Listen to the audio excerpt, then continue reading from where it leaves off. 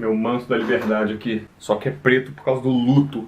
É, galera, o fim de uma era. O tão aguardado final de Shingeki no Kyojin finalmente alcançou as adaptações e a gente pôde ver agora aquele lixo em cores. Eu adoraria chegar aqui e falar com todo o carinho do mundo o desfecho de uma obra que eu amo tanto depois de 10 anos nessa aventura, né? Mas não, eu venho aqui com muita apatia fazer esse vídeo só porque sim, afinal é essa a obra inteira, né? O futuro diz que tem que ser assim, então eu tô aqui só pra cumprir o destino, né? Assim como o Eren na obra inteira. Assim, gente, eu falei tudo que eu queria sobre o final de Shingeki no Kyojin na época que acabou no mangá, né? Se você não viu aquele vídeo, eu acho que reflete muito melhor o que vocês querem ver, que é meus pensamentos em relação a cada aspecto do final, ou como a história foi encaminhada e tal. Então vou deixar em cardzinho, vocês cliquem e assistam aí. Se vocês que vieram nesse vídeo é porque vocês estão interessados no assunto, então eu recomendo muito que vocês vejam lá. Eu, com todos os meus sentimentos mais frescos a respeito desse final incrível, manifestei tudo que eu queria lá melhor. Mas hoje aqui a gente chuta cachorro morto, não tem problema, a gente reclama de novo e comenta agora sobre a adaptação, né? Como eles converteram esse final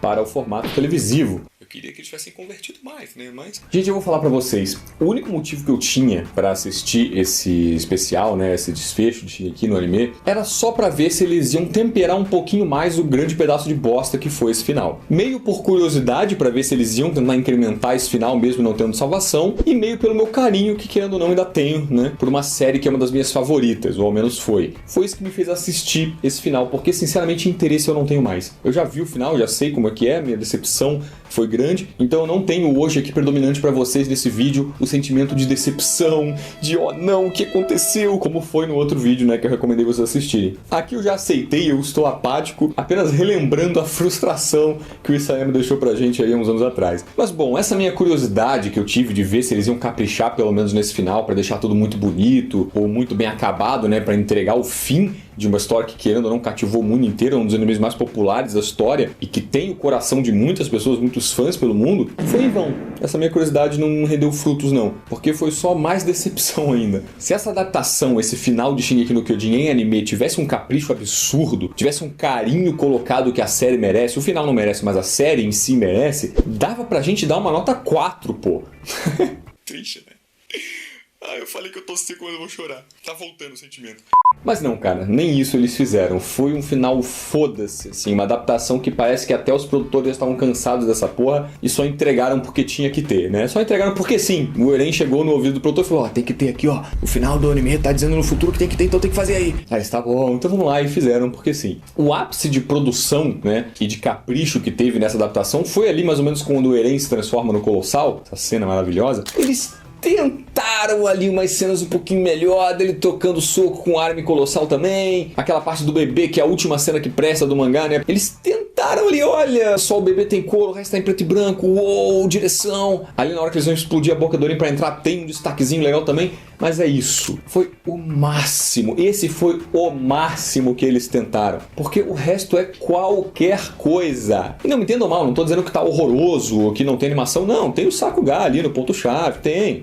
Não é que tá um lixo, não. É só que tá genérico, tá qualquer coisa. Eles só pegaram o mangá e colocaram no anime. Não foi especial, vocês entendem? Não foi um final especial, um final digno. Algo digno de um filme, né? Não teve. Quando eles anunciaram que o final ia ser em formato de especiais, né, 2 especiais de 1 hora, eu falei, porra, é porque eles querem caprichar, né? Já cagaram inteiro o formato, né, que estava sendo exibido. Final Season Parte 2, Final Season Parte 3 Parte 1 e Final Season Parte 3 Parte 2. Já foi um lixo, né, como eles dividiram isso. Mas foda-se, o que importa é o resultado, né? Se eles estão fazendo um especial pra ficar bonitão no final, não fizeram, não.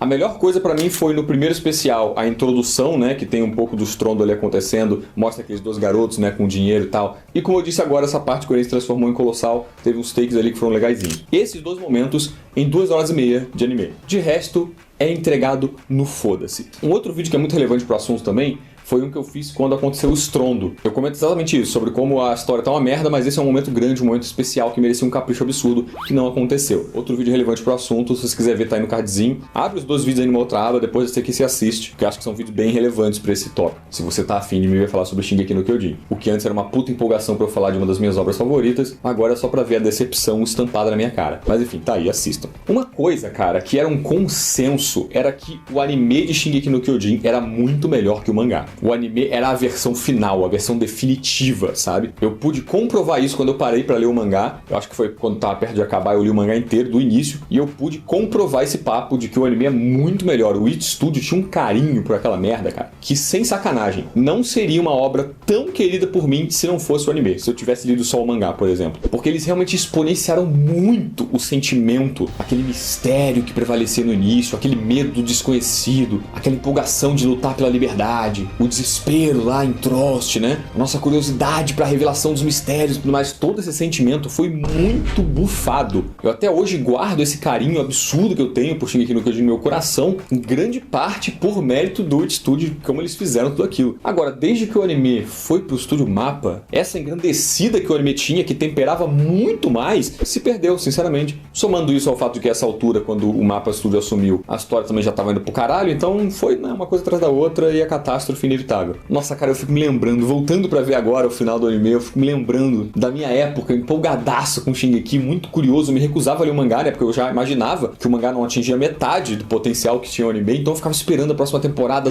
4 anos pra sair a Season 2, eu reassisti aquela primeira Season uma porrada de vezes. Cada coisa que era revelada lá mexia muito com a gente. Eu lembro que teve aquele OVA da Randy, que ela encontrava o diário da menina e o Titã falava, e a gente ficou, nossa, o Titã fala, que é isso? O que tá acontecendo? E o Titã mencionava o nome da Ymir, e a essa altura pra gente, Ymir era só a garota, né, recruta deles lá. Então que porra é essa? Por que o Titã falou o nome da Ymir? Nossa, aquele sentimento de curiosidade, cara, tão genuíno, tão lindo, cara. Nossa, como eu sinto falta daquilo. Não imaginava que essa porra dessa Ymir ia ser responsável por estragar a história inteira. Então assim, de momentos bons, o que eu tenho realmente é só relembrar o passado, quando a história era cativante e quando a minha paixão ardia pra ver a próxima temporada. Que agora a gente não tem nenhuma adaptação com carinho, né? Uma adaptação que tenta tirar o melhor daquilo. Eu achei muito foda-se, não justificou esses anos todos, não justificou esse formato de especiais, né, que eles separaram. Eu achei que ia estar um negócio muito bom, mas não, qualquer coisa também. Então foi um final foda-se em todos os aspectos para uma das obras mais queridas que eu tenho aí na minha lista. Pelo que a minha rasa memória se lembra, essa adaptação tá bem 1 por 1 mesmo, assim, é só um mangá copiado e colocado na tela. Leves alterações em alguma parte do texto, né, a lendária fala do Armin, né,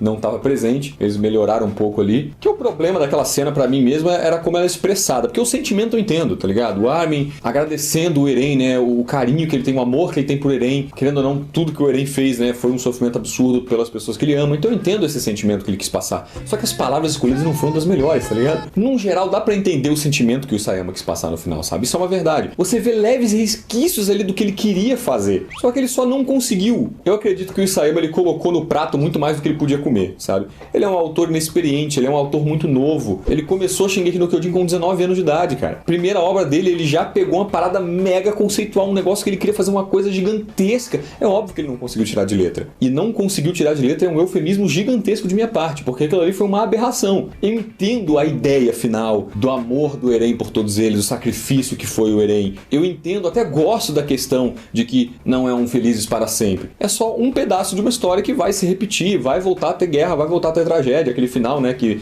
mostrou os prédios se reerguendo e depois caindo tudo. Eu aprecio esse sentimento. Eu aprecio a ideia de subverter a questão da liberdade, que o Eren, tendo a liberdade máxima, finalmente, depois de tanto tempo, no fim das contas, foi refém do destino, que era inalterável, e ele ficou preso naquilo. Através desse resquício, você via que o Isayama queria fazer um negócio legal. Só que ele não conseguiu, ele só não teve domínio nenhum da obra dele. Ele se perdeu completamente. Você vê vestígios de coisas jogadas, que dá pra chamar de restos que ficaram ali naquela obra. A Anne, o que a Anne tá fazendo lá, cara? A Anne foi congelada no final da primeira temporada e voltou pra fazer porra nenhuma. Ela não faz diferença nesse final. No máximo ela lutou lá no porto, né? Ela faz número, mas assim, irrelevante. O Levi tá vivo esse tempo todo pra quê, mano? O Levi era pra ter morrido há muito tempo, sobreviveu pra nada, viado. Na minha análise tinha aqui, nossa senhora, o Alexandre feliz ainda naquela época da análise tinha aqui no Kyojin, dizendo que o Isayama tinha controle do universo dele. Meu Deus do céu. Se ele soubesse, tadinho. Se ele soubesse que aquele controle do universo que você tava vendo não era nada do que ele queria fazer.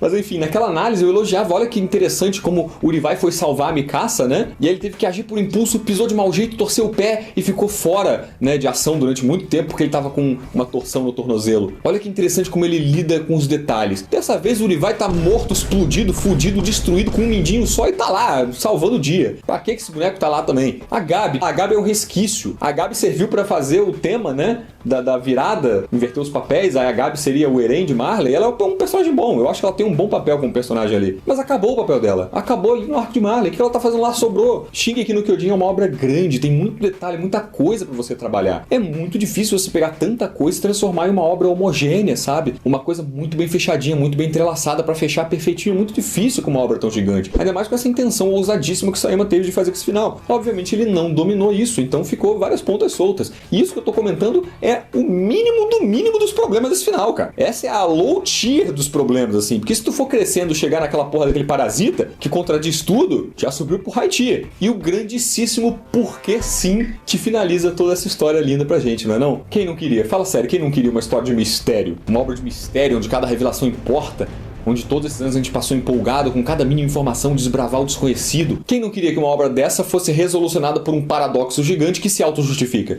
Quem não? Né? No final das contas, tudo era daquele jeito porque tinha que ser daquele jeito para poder ser daquele jeito. É literalmente um porquê sim gigantesco, um paradoxo horrível para estragar toda uma história de mistério. Shingeki no Kyojin realmente virou outra coisa. A história que a gente tinha na primeira e na segunda temporada era uma coisa, era um sentimento, uma vibe super legal que eu ainda amo até hoje. Se eu reassisto aquilo, eu tatuo de novo a porra da liberdade. Só que depois, quando a gente foi vendo o que o Isayama queria de verdade, né, quando saiu do mistério e começou a dar as respostas, a aplicar os temas, aí é que a gente viu de verdade uma falta de domínio dele, a inexperiência do Isayama como autor. O que é previsível de acontecer, né, por uma ambição tão grande que ele tinha de fazer algo tão gigante assim, e que, não sendo desonesto, dá pra elogiar coisas ali na quarta temporada, né, na primeira vez que a gente vai pra Marley e vê a Gabi e tudo mais, eu acho que tem muita coisa boa ali. Por mais que cheio de conveniência de roteiro e muito barato a estrutura da escrita, você entende coisas boas que ele queria fazer ali. É um autor criativo, ele é um cara que tem potencial, um cara que tem talento. Ele só não conseguiu mesmo, ele fracassou muito, tropeçou muito em entregar tudo que ele queria, que era uma ideia muito grande. Então assim, eu acho que a gente pode ficar de olho no Isayama para uma próxima obra. Eu tenho certeza que ele vai ter domínio de uma próxima coisa que ele queira fazer. Eu guardo com muito carinho ainda essa experiência que eu tive com Shingeki e a admiração que eu tenho para ele como autor. Mas que ele fracassou miseravelmente com esse final é um fato indiscutível. Eu realmente queria saber o quanto o Isayama tinha planejado desse final aí. Eu queria perguntar, se eu tivesse uma pergunta pra ele, eu perguntaria isso. Cara, no início da história, o quanto você tinha planejado? O quanto daquela tragédia você já tinha em mente quando você começou? E não tem nenhuma resposta que me agrade, porque se ele falar que já tava planejando tudo, ele é muito burro, e se ele falar que não tava planejando nada, ele é muito burro de começar uma história de mistério sem saber como acaba. Então eu acho que eu prefiro não perguntar nada não. Então, cara, é isso. Shingeki é uma obra que sempre teve defeitos. Se você catar ali, você encontra problemas, claro. Mas que, cara, eu passo tanto pano, porque eu gosto muito. Eu não sei porquê, mas eu gosto muito de Shingeki. Eu tenho meu coração tomado pela porra do Shinzo Sasageyo aqui. Só que mesmo com um fanboy tão grande assim, passando pano pra tudo, ele conseguiu um final que foi uma proeza, cara. Foi uma proeza. Isso aí não tem quem defenda, velho. Infelizmente tem muita gente que defende, mas assim, sinceramente, não dá. Mas assim, cara, pra fechar, o que eu posso dizer sobre a adaptação, né, sobre esse anime do Estúdio Mapa aí no final do Shingeki, é que eles fizeram, pelo menos, o mínimo do mínimo que era dar pra gente uma música nova do Linked Horizon.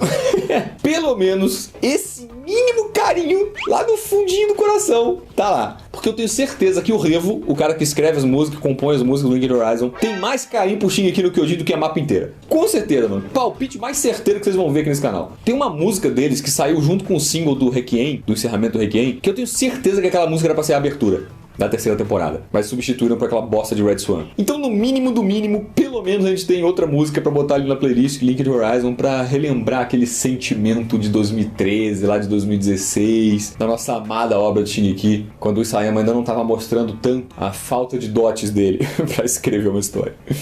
Gente, mas é isso aí. Só um videozinho aqui pra falar sobre esse final, pra jogar mais umas palavras aí sobre Shingeki no Kyojin, que vocês sabem que eu gosto muito. Mas enfim, gente. Assistam os outros vídeos se você não tem assistido, lá eu comento melhor sobre o final em si, e o outro vídeo sobre a parte do estrondo, que é bem interessante também. Mas é isso, gente. Vou ficando por aqui, obrigado por acompanhar esse vídeo até o final, e vamos ficar na guarda agora pela próxima obra-prima do Isayama aí, né? Abração, gente. Valeu!